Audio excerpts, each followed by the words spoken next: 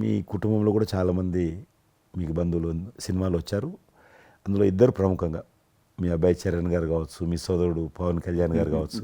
వాళ్ళిద్దరిట్లో మీకు నచ్చిన సినిమా ఏముంటుంది? పవన్ కళ్యాణ్ సినిమాల్లో నాకు తొలి ప్రేమ ఒకటి చాలా ఇష్టం, బద్రీ ఇష్టం, అలాగే జల్సా అనే ఇంకో సినిమా, అత్తారింటికి దారేదైతే దారేది. చాలా నేను చూశాను అది.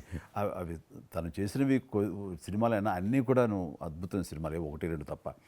అండ్ చరణ్ రెండో సినిమా మగధీర నభూత నా భవిష్యత్. మీరు అసెంబ్లీలో నాకు వచ్చి చెప్పారు, ఏది మొగధీర రిలీజ్ అయిన రోజు ఉన్నారు మీరు, జ్ఞాపకం ఉందో లేదు మీకు?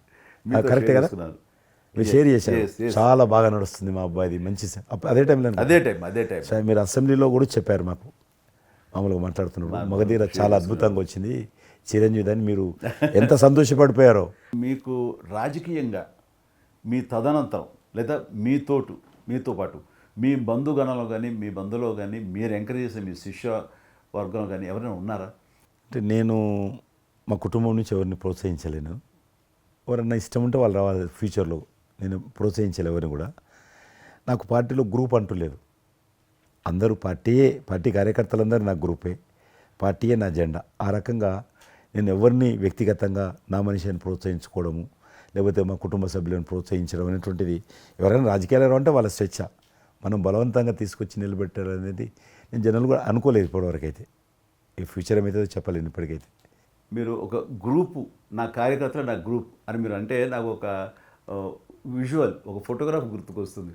మీరు వైట్ హౌస్ ముందు మీరు కొంతమంది కార్యకర్తలు అలా ఉన్నారు, కానీ వాళ్ళు నిశ్చితంగా చూస్తే నరేంద్ర మోడీ గారు ఉన్నారు ఆ టైంలో కూడా. మీకు అప్పటి నుంచి కూడా నరేంద్ర మోడీ గారితో సత్సంబంధాలు ఉండేవా? అద్వానీ గారు ప్రెసిడెంట్ ఉన్నప్పుడు 1994లో నేను అప్పుడు యూత్ వింగ్లో పనిచేస్తున్నాను. American council of young political leaders, అది యుఎస్ గవర్నమెంట్ ఏజెన్సీ.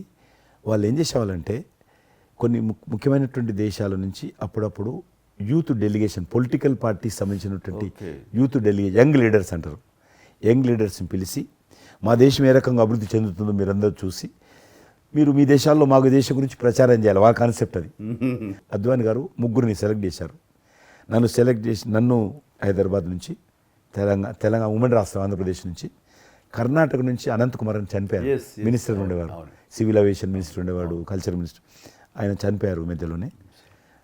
అక్కడ గుజరాత్లో ఆర్గని పార్టీకి సెక్రటరీ ఉండేవాడు నరేంద్ర మోడీ గారు, అప్పుడు మినిస్టర్ కాదు ఇంకా మా ముగ్గురిని సెలెక్ట్ చేసి ఢిల్లీకి పిలిచాడు.